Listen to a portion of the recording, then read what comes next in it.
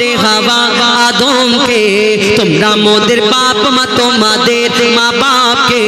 হাবিল কাবিল প্রশ্ন করে হাওয়া আদমকে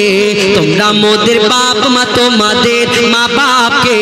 বলো গো মোদের বলো কি তাদের নাম ছিল বলো গো মোদের বলো কি তাদের নাম ছিল মোদের দাদা দাদি নানা নানি আছে কোথায় প্রশ্ন শুনে আদম হাওয়া হলো অবাক এটা নরম তো আর এই কোটটা ছেদে ফুটো হয়ে যাচ্ছে হ্যাঁ একটা সেফটি মেনে লাগাও কোনো অসুবিধা নেই কিন্তু কি বলবো আচ্ছা ঠিক এই কোটটা একজনা দিয়েছে খুব ভালোবেসে আর খারাপ হয়ে গেলে সে কষ্ট পাবে তো ওই কারণে যাই হোক হাবিল কাবিল প্রশ্ন করে হাওয়া আদমকে তোমরা মোদের বাপ মা তোমাদের মা বাপকে বলো গো মোদের বলো কি তাদের নাম ছিল বলো গো মোদের বলো কি তাদের নাম ছিল মোদের দাদা দাদি নানা নানি আছে কোথায় প্রশ্ন শুনে আদম হাওয়া হলো অবাক হাবিল কাবিলকে তারা কি দেবে জবাব গো দুজনে আল্লাহ বলে সিজদাতে যায় চলে দুজনে আল্লাহ বলে সিজদাতে যায় চলে বলে মাসুম ছেলে মোদের কাছে একই জানতে চায় হাবিল কাবিল প্রশ্ন করে হাওয়া আদমকে পিতা আদম কি উত্তর দেয় তানাদের তো বাপ মানে কি উত্তর দেবে কবি ছন্দের মাধ্যমে লিখছে তখন ওই বলছে আদম শোন তোরা শোন মানব জাতির মাঝে সৃষ্টি আমি প্রথম মোর পাজিরার ঘাড়ে খোদা হাওয়াকে গড়ে আর গন্ধম খেলাম দুনিয়ায় এলাম জান্নাত ছেড়ে মোদের কেউ জন্ম দেয়নি মোর মায়েরই দুধ খাইনি মোদের কেউ জন্ম দেয়নি মোর মায়েরই দুধ খাইনি পাইনি মোরা মা বাপের ভালোবাসা মোদের নেই বাপ মা মোরা এতিম দুজনা মা বাপ কি মোদের জানা হলো না দুজনে এতিম মিসকিন নেই মোদের মা বাপের দুজনে এতিম মিসকিন নেই মোদের মা বাপের তাই মানব জাতির পিতা মাতা মোরা দুজনা হাবিল কাবিল প্রশ্ন করে হাওয়া আদমকে তোমরা মোদের বাপ মা তোমাদের মা বাপকে যখন আল্লাহ আদম নবীকে গড়বে বলে ফারিস্তাদের বলেছিল আমার ফারিস্তারা তোমরা দুনিয়া থেকে মাটি আনো আর মাটি যখন নিয়ে এসে আদমকে বানাবে তখন আল্লাহকে ফারিস্তারা প্রশ্ন করলো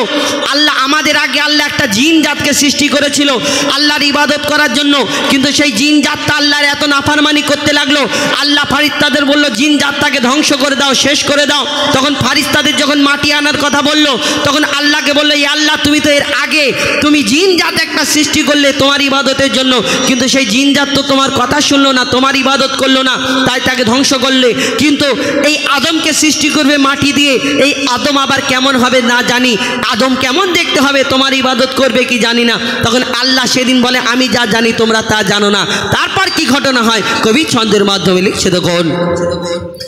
ওই আল্লাহ যখন বলে গড়বো আদম ফারিস্তারা শুনে বাধা দিয়েছে তখন বলে ওগো আল্লাহ পাক তুমি গড়েছো জিনজাত উৎপাত করে তারা করে না ইবাদত কি হবে গড়ে আদম সে কি আর মোদের মতন কি হবে গড়ে আদম সে কি আর মোদের মতন কি জানি দেখতে কেমন তার রূপ চেহারা খোদা বলে আমি জানি তোমরা জানো না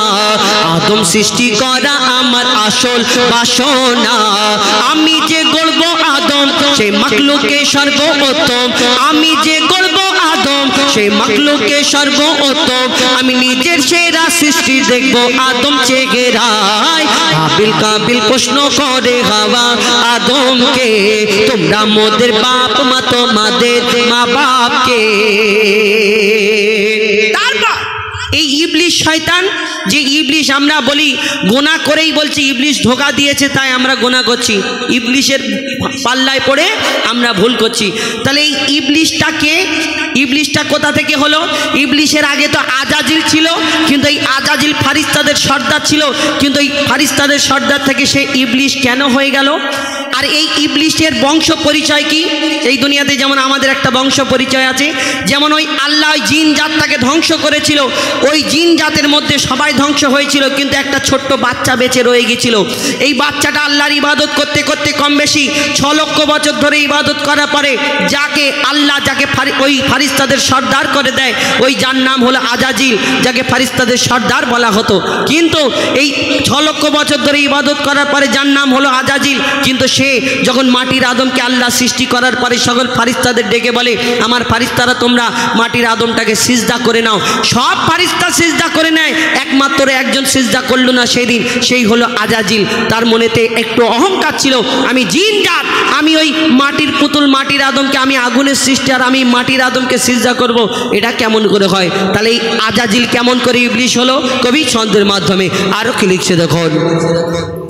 দিল আল্লাহ আওয়াজ, শোনো শোনো সব গান, দেখো আমার গড়া সৃষ্টির সেরা মাকে লোকের তাহাত, এ মোর সাধেরই আদম, তাকে গড়েছি এমন,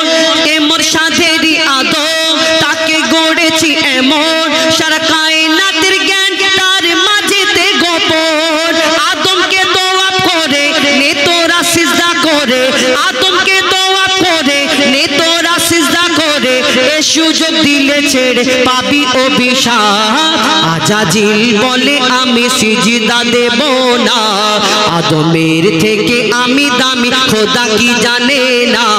সে শুনলো না খোদার কথা, ঝুঁকলো না তার মাথা, শুনলো না খোদার কথা, ঝুঁকলো না তার মাথা, সাথে সাথে আজাজিল শয়তান হয়ে যায়, সাথে সাথে আজাজিল ইবলিশ হয়ে যায়। হাবিল কাবিল প্রশ্ন করে হাওয়া